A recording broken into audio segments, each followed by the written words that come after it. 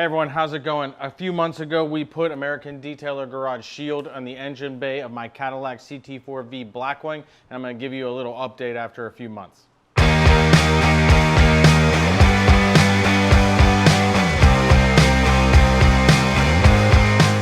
All right, so this engine bay had sat, well, that car had sat getting engine work done. I modified this car a little bit, and there was some little hiccups, of course, and so it sat at a performance shop for quite a few months. I got it back, it was super filthy, so I detailed the engine bay, and then I applied American Detailer Garage Shield using a auto fiber wheel flip. I like using the wheel flip in the engine bay because it's kind of like a dirty area, so the black towel is great for that. And so taking a look at this, as you see it, there's definitely some, there's some stuff that has made its way back into the engine bay a little bit. The strut towers or the shock towers need to be cleaned up a little bit, but generally speaking, Shield is a anti-static dust repellent. So what's going to happen is some of that dust isn't going to sit as easily. So if you are regularly detailing engine bays,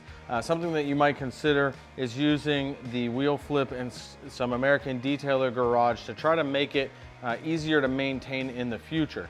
So some tips and tricks.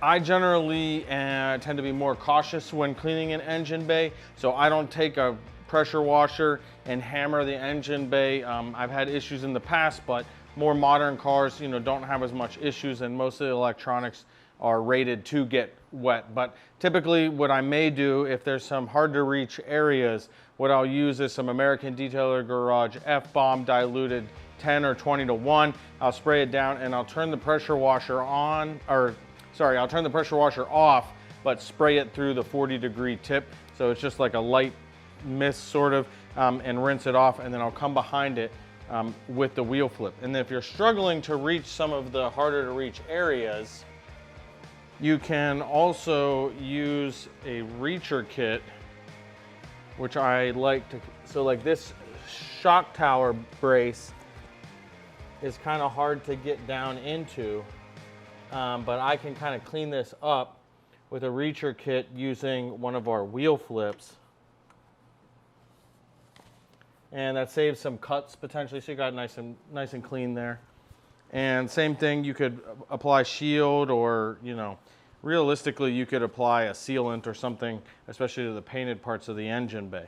All right, so what I am going to do today, though, even though it's pretty clean, I'm going to spray some Shield on a wheel flip, and Shield smells pretty good, and I'm going to use that to just kind of tidy up these plastic parts a little bit and keep it refreshed. It's not gonna last forever, so it's always good to come back every few months like we're doing, and sort of clean it up a little bit. And I don't go to car shows or anything. It's not really a big thing of mine, but I still like to keep the engine bay fairly clean. It's one of those things where if you let it go too long, then it becomes a massive hassle to clean later on. It's easier to just clean it once and maintain it than it is to come back every few years. Okay, so you see how we used Shield, a reacher kit, and a wheel flip on the engine bay. And what I like to do is I like to use products in more than one place. So Shield we usually use on the interiors, wheel flips we usually use on wheels, the reacher kit we usually use on glass. But you see how I repurposed all these products to take care of an engine bay, and I like to do that because it saves us money and it makes our tools and equipment more versatile. So I hope you enjoyed that. Stick around for more videos.